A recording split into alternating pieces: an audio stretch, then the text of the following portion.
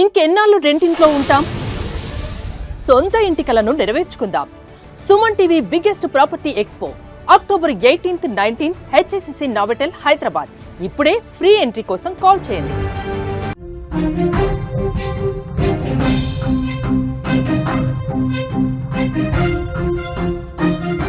పాకిస్తాన్ ఆఫ్ఘనిస్తాన్ మధ్య 48 గంటల cease fire కి మరికొన్ని గంటల సమయం మాత్రమే ఉంది. ఆఫ్టర్ 6 ఏం జరగబోతుంది? సీజ్ ఫైర్ ఒప్పందం 48 గంటల పాటు ముగిసిన తర్వాత ఆఫ్ఘనిస్తాన్ పాకిస్తాన్ సరిహద్దుల వద్ద పరిస్థితి ఏంటి, ఏం జరగబోతుంది 48 అవర్స్ తర్వాత? పూర్తి వివరాలు చూసే ముందు బిగ్ అప్డేట్ ఒకసారి చూద్దాం. హైదరాబాద్ మొత్తంలో ఉన్నటువంటి బెస్ట్ ప్రాపర్టీస్ అన్నింటినీ కూడా ఒకే వేదికపైకి తీసుకువస్తుంది సుమన్ టీవీ.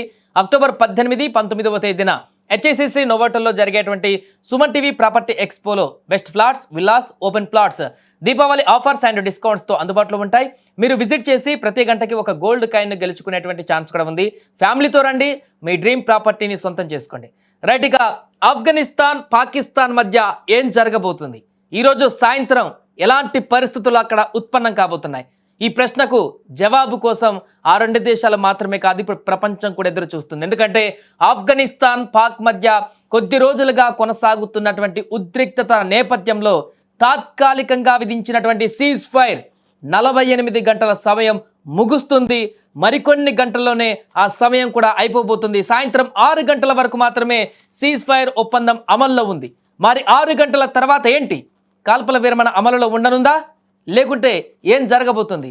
ఇప్పుడు అందరిలో కూడా నెలకొన్నటువంటి ప్రశ్న ఇదే.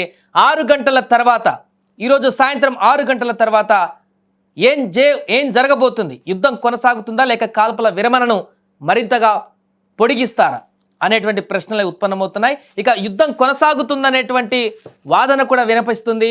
ఎందుకంటే సరిహద్దులలో పాకిస్తాన్ వైఖరి పైన తాలిబాన్లు ఇప్పటికే తీవ్ర ఆగ్రహంతో ఉన్నట్టుగా కనపడుతుంది. పాకిస్తాన్ దాడుల్లో తమ దేశంలోని చాలా మంది సైనికులతో పాటు పౌరులు కూడా మరణించడంతో తాలిబాన్లు ఇప్పుడు తీవ్ర ఆగ్రహంగా ఉన్నారు. తాలిబాన్ల వైఖరి చాలా డిఫరెంట్గా ఉంటుంది.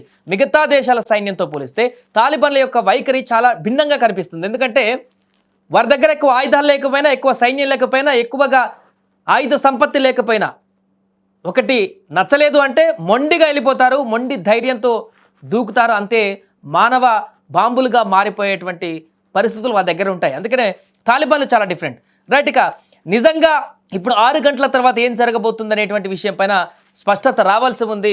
సరిహద్దులలోని పరిస్థితి ఏంటి, ఇరు దేశాల నాయకులు ఎలాంటి నిర్ణయం తీసుకున్నారు, యుద్ధం కొనసాగింపా, శాంతి చర్చలకు ఆస్కారం ఉందా అనేటువంటి అంశం చూడాలి. కానీ ఇప్పటివరకు ఏం పరిణామాలు జరగలేదు. గత వారం ఆఫ్ఘనిస్తాన్ రాజధాని కాబూల్లో పాక్ వైమానిక దాడులు చేసింది. టీటీపీ శిబిరాలను లక్ష్యంగా చేసుకొని బాంబుల వర్షం కురిపించింది. ఆఫ్ఘాన్ విదేశాంగ శాఖ మంత్రి భారత పర్యటనలో ఉన్న సమయంలో ఈ యొక్క దాడులు చేసింది. అనంతరం పాక్ ఆఫ్ఘాన్ మధ్య వార్ మొదలైపోయింది. పాకిస్తాన్ వైమానిక దాడులకు ప్రతీకారంగా ఆఫ్ఘాన్ తాలిబాన్ దళాలు సరిహద్దు వెంబడి ఉన్న పాకిస్తాన్ సైనిక పోస్టులపైన భారీ దాడులు ప్రారంభించాయి. శనివారం రాత్రి నుంచి ఆదివారం వరకు తాలిబాన్లు బీభత్సం సృష్టించారు.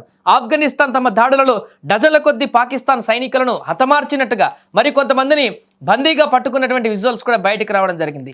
సైనిక పోస్టులను స్వాధీనం చేసుకున్నారు. అక్కడ యుద్ధ ట్యాంకులను కూడా ఆఫ్ఘనిస్తాన్కు తరలించుకుపోయారు. పాకిస్తాన్ సైన్యం కూడా ప్రతిదాడులు చేసి ఆఫ్ఘాన్ తాలిబాన్ మరియు అనుబంధ ఉగ్రవాదులను దాదాపు 200 మందికి పైగా హతం చేసినట్టుగా ప్రకటించింది. మళ్ళీ మంగళవారం అర్ధరాత్రి తర్వాత కూడా మరోసారి భీకర దాడులు కొనసాగాయి.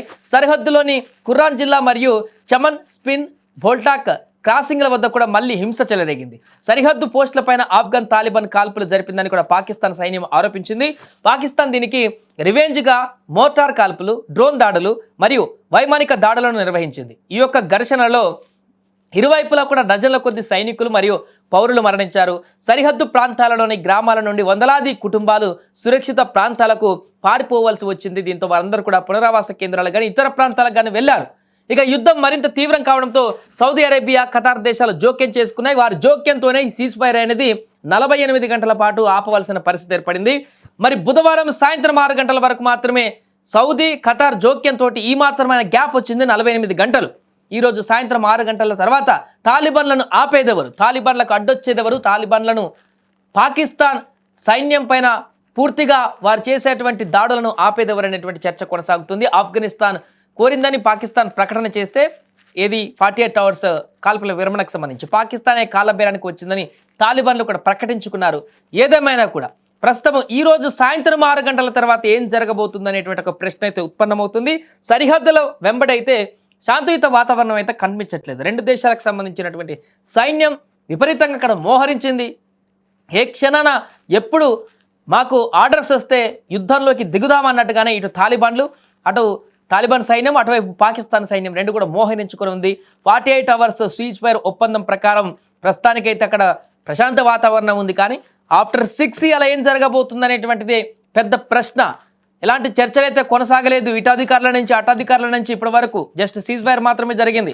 సౌదీ అరేబియా, ఖతార్ ప్రయత్నాలు చేస్తున్నప్పటికీ అది పూర్తి స్థాయిలో కొనసాగట్లేదు. ఎందుకంటే ఇది సరిహద్దుకు సంబంధించినటువంటి అంశం. ఇంకా దీన్ని కొనసాగించాల్సిన పరిస్థితి మాకు లేదు అంటూ ఆఫ్ఘాన్ చెప్తుంది. ఇక ఫుల్ స్టాప్ పెట్టాల్సిందే దీనికని బలంగా కూర్చుంటుంది. చాలామంది ప్రాణాలు మా వాళ్ళు పోగొట్టుకున్నారంటూ కూడా బలంగా, ఇంకా కసిగా, కోపంగా, ఆగ్రహంగా పాకిస్తాన్ వైపు దూసుకు వెళుతుంది.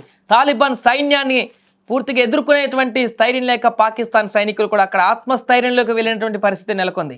ఏదేమైనా కూడా ఆఫ్ఘాన్ పాక్ సైన్యం మధ్య ఏం జరగబోతుంది ఈరోజు సాయంత్రం 6 తర్వాత అనేది కూడా ఆసక్తికరంగా మారింది.